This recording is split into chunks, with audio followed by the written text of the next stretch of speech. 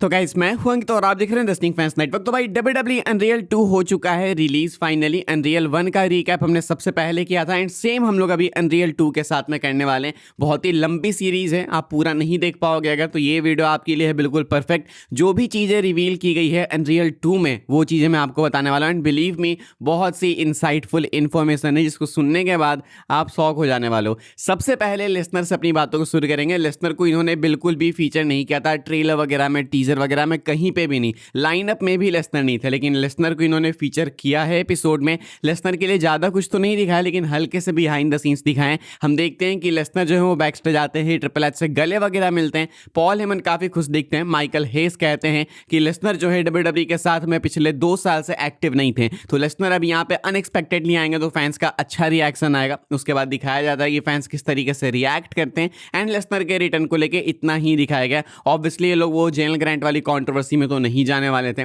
लेकिन लेसनर को यहाँ पे फीचर किया इन्होंने, बिल्कुल ब्लैकआउट नहीं किया है लेसनर के नाम पे। अब मेन चीज़ों की बात करते हैं। WWE ने अनरियल 2 में original war games plans, original SummerSlam plans and original king and queen of the ring के भी प्लान्स कर दिए रिवील। एंड सबसे पहले मैं आपको बताता हूँ कि ओरिजिनल वॉर गेम्स के प्लान्स क्या थे। WWE ने रिवील किया कि वॉर गेम्स के लिए प्लान किया गया था कि जो मेंस वॉर गेम्स मैच होगा वो होगा Roman Reigns, CM Punk, Jey Uso, Sami Zayn and Jacob Fatu versus Seth Rollins, Bron Breakker, Bronson Reed, Solo Sikoa and JC Mateo के बीच में। लेकिन हमने देखा कि प्लान्स बिल्कुल बदल गए, काफ़ी सारे सुपरस्टार्स इधर उधर चले गए। हमने रोमन की टीम में तो Sami Zayn and Jacob Fatu को देखा ही नहीं। यहाँ पे WWE ने फोर्सफुली कोडी रोड्स को ऐड किया था मैच में। तो ये यहाँ पे साफ देख के पता लग गया अनरियल 2 देख के कि WWE ने कोडी को जबरदस्ती इस मैच में डाला। ओरिजिनली वो प्लान्ड भी नहीं थे, बिकॉज कोडी के लिए ज़्यादा कुछ अच्छा एंगल दिख नहीं रहा था, कोडी के लिए ज़्यादा कुछ खास करने का बन नहीं रहा था वॉर गेम्स में। तो इन्होंने बोला एक काम करते हैं, रोमन के साथ में डाल देते हैं, क्योंकि रोमन के नाम पे कोडी का करियर अभी तक बहुत चला है,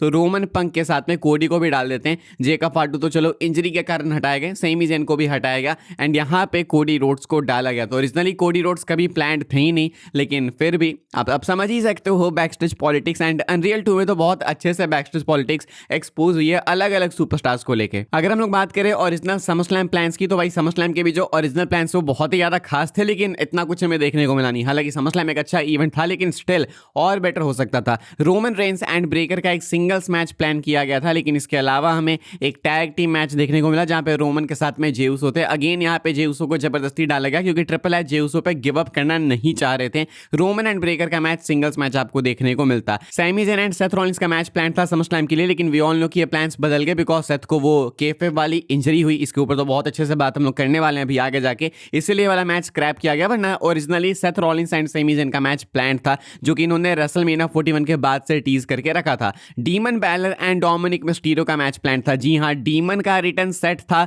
पिछले समरस्लैम के लिए। वहां पे आपको फिन बैलर नहीं बल्कि डीमन देखने को मिलते हैं। तो सुबह में मैंने आपको अपडेट बताई कि फिन बैलर एंड डोमिनिक की फ्यूड मेनिया के लिए आपको बनते हुए देखने को मिल सकती है। एंड अगर समरस्लैम में डीमन एंड डोमिनिक के प्लान्स थे, अब वो प्लान्स अगर समरस्लैम से हटा के रेसलमेनिया में इंप्लीमेंट किए जा रहे हैं, देन इट मींस कि डीमन बैलर के चांसेस काफी बढ़ जाते हैं रेसलमेनिया में आने के। इसकी बात हम लोग अपडेट वाली वीडियो के अंदर ढंग से करेंगे, लेकिन डीमन बैलर पिछले समरस्लैम में आने वाले थे वापस। जे उसो एंड रूसेव का मैच प्लान किया गया था एंड बेला ट्विंस की वापसी होने वाली थी, यानी कि ब्री बेला भी आने वाली थी निकी के साथ में। एंड इनका मैच होने वाला था टैग टाइटल के लिए लिव मॉर्गन एंड रकील रॉड्रिगेज के अगेंस्ट। तो ये थे ओरिजिनल समरस्लैम के प्लान्स।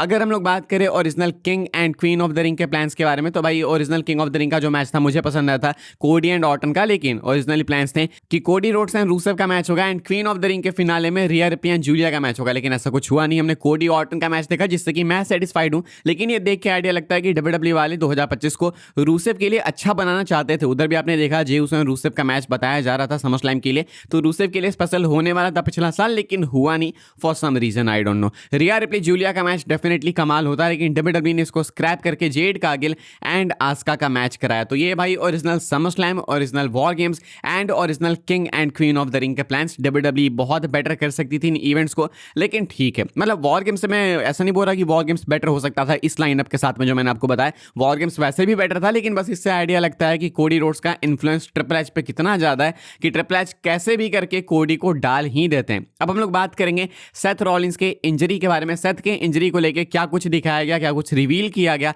अनरियल 2 में, वो मैं आपको बता देता हूं। पहले तो हमें पता लगता है कि ये ट्रिपल एच का प्लान था एंड ये सैटरडे नाइट्स मेन इवेंट से ही प्लान था। मतलब ट्रिपल एच ने बोला कि हम लोग इसको बहुत ज्यादा केएफएफ में रखने वाले हैं, मतलब एक्सट्रीम केएफएफ केफेब लेवल्स एंड वो सेथ की इंजरी को बिल्कुल रियल बनाना चाहते हैं। बेकी लिंच ने बोला भी ट्रिपल एच को कि तुम ऐसा एक्सपेक्ट करो कि मैं सेथ को लेकर सबसे झूठ बोलूं, मैं झूठी बन जाऊं, लेकिन अब तो करना पड़ेगा बिकॉज ट्रिपल एच का डिसीजन है एंड ये ट्रिपल एच की कॉल थी, ये हमें पता लगता है। ऑल्सो एक बहुत ही अजीब सी चीज बताई गई अनरियल 2 में कि किसी को नहीं पता था, लेकिन ट्रिपल एच जाते हैं सैटरडे नाइट्स मेन इवेंट में सेथ के केफेब इंजरी से पहले कोडी के पास।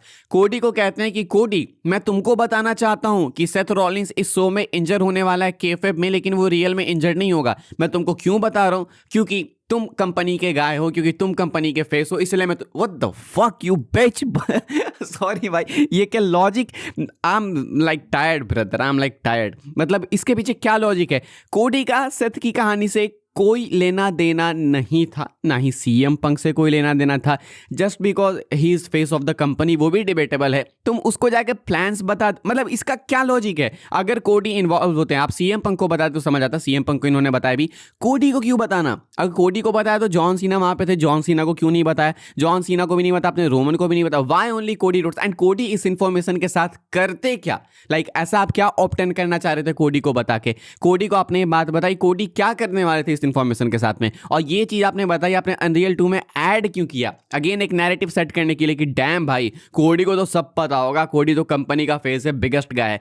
ये बंद कर दो यार, बहुत चीप लगता है। मतलब सेथ की इंजरी से कोडी का क्या लेना देना भाई? This is not making sense भाई एट एनी लेवल। मैं चाहता हूं कि इस टाइम स्टैम्प को कमेंट करो आप लोग नीचे एंड इस पे थॉट्स बताओ, क्या नोटंकी है ये? कोडी क्या जान के करते सेथ की इंजरी के बारे में? मतलब कोई सेंस है इस बात का कि तुम फेस ऑफ द कंपनी हो, तुम मेरे फेवरेट हो, मैं तुम्हें बताऊंगा? ये स्टूपिड डम फक बाल्ड फ्रॉड भाई। इसके बाद हमें पता लगता है कि सीएम पंक का रिएक्शन क्या था। सीएम पंक कहते हैं साउंड्स इनक्रेडिबल। सीएम पंक को बहुत अच्छा लगा ये आइडिया। ऐसा नहीं है कि सीएम पंक इस चीज को हेट कर रहे थे, सीएम पंक को पसंद आया कि ठीक है सेथ आके समरस्लैम में कैसन करेगा एंड उसके बाद चैंपियन बन जाएगा, तो सीएम पंक को ये आइडिया पसंद आया। ऐसा नहीं है कि सीएम पंक के मन में कोई हेटरेट थी, लेकिन इस पूरी कॉन्वर्सेशन में कोडी वाली चीज मुझे समझ ही नहीं आई कि कोडी को आपने क्यों जाके बताया। लाइक वो तो एकदम आउटसाइडर इस कहानी का पार्ट ही नहीं है। कोडी तो अलग ही चैंपियन भाई बनने वाले थे ना समरस्लैम के टाइम, एंड स्पिरिट चैंपियन, तो कोडी का तो कोई लेना देना नहीं है। आपने सैटरडे नाइट्स मेन इवेंट में इंजरी होने से पहले ही कोडी को बता दिया कि आज हम लोग रॉलिंस को, अरे तो कोडी क्या करेंगे वो जान के? ना कोडी का अगेंस्ट मैच था ना कुछ, कोडी क्या करेंगे? खैर आप लोग बताना भाई अपने थॉट्स इस चीज के ऊपर लिख के। मेरे को तो हंसी आती है भाई जब ये चीज मैं बोलता हूँ कि what the fuck is this भाई, क्या पॉलिटिक्स है? विंस ने ऐसा तो रोमन के साथ कभी नहीं किया। मैं मानता हूँ रोमन को बहुत पुश किया गया,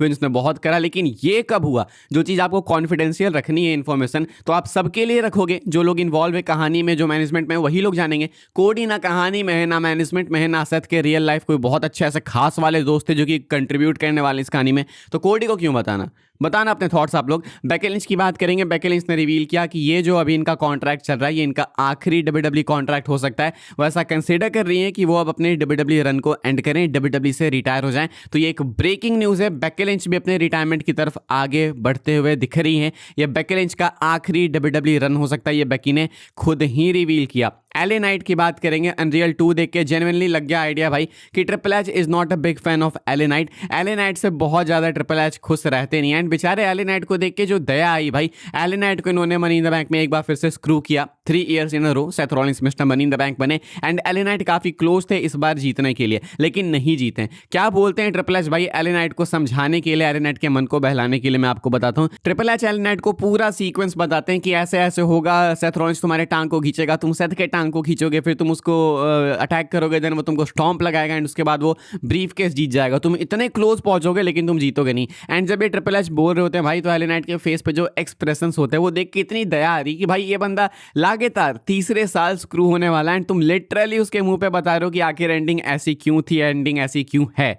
अजीब ही लगा देख के। एंड ये देख के साफ पता चलता है कि triple H is not a fan of LA Knight भाई, उनको नहीं एले नाइट पसंद है। जब ये चीज़ सेम बता रहे थे अबिस को, यानी कि जो TNA रेसलर अबिस थे, उनको बता रहे थे अब ट्रिपल एच ये सारी बातें कि एले नाइट को हम लोग ऐसे कॉस्ट कराएंगे, तो कहते हैं एले नाइट को फक यू, मतलब कॉन्वर्सेशन में बोला इन्होंने, लेकिन फिर भी ऐसा ट्रिपल एच ने बोला। तो एले नाइट के बहुत बड़े फैन है नहीं ट्रिपल एच। ये कोडी रोड्स को जो ट्रीटमेंट देते हैं, अगर उसकी 5% भी एले नाइट को ट्रीटमेंट देते हैं, तो एले नाइट का चेहरा हमें ऐसा नहीं देखने को मिलता है। रियली होप कि भाई इसके साथ, सुपरस्टार के साथ कुछ अच्छा हो भाई। LA Knight is really talented. ऐसा नहीं बोल रहा मैं कि वर्ल्ड चैंपियन बना दो, लेकिन ऐसे स्पॉट्स में ही मत डालो जहां पे आपको इनको कॉस्ट करना पड़े, किसी के भी दिल पे चुभती है बात। बाकी आखिरी में भाई हम बात करेंगे ब्रूस पिचर्ड एंड रोड डॉग की। भाई ये दोनों तो इतने क्रिएटिव लोग हैं भाई, क्रिएटिव राइटिंग में, एंड इतने स्टूपिड हैं भाई, क्या बोलूं मैं इनके बारे में। ब्रूस पिचर्ड ने पिच किया कि जो अपना मैच होने वाला है पैट मैकएफे एंड गुंथर के बीच में, इस मैच में पैट मैकएफे को विक्ट्री मिलेगी, यानी कि वही बंदा जो अभी जॉन सीना को रिटायर करने वाला है दिसंबर में, ये बंदा पैट मैकएफे से हारेगा बिकॉज ये अनप्रेडिक्टेबल होगा। बाद में इस आइडिया को सूट डाउन कर दिया गया, ये ब्रूस पिचर्ड का आइडिया था।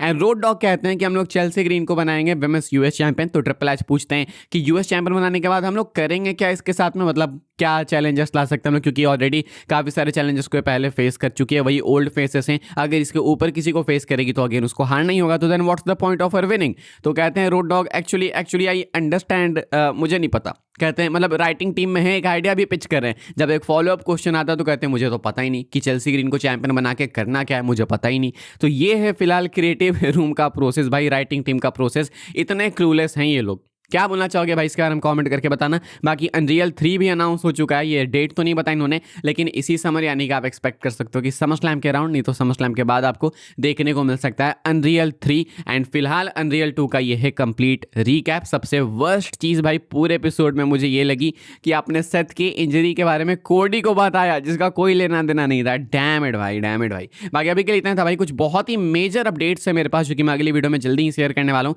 तो अभी के लिए वीडियो को लाइक करके चैनल को फटाक से सब्सक्राइब कर दीजिए। मिलूंगा मैं आपसे अगली वीडियो में, थॉट्स बताइए कमेंट्स में। तब तक के लिए good bye, thanks for watching.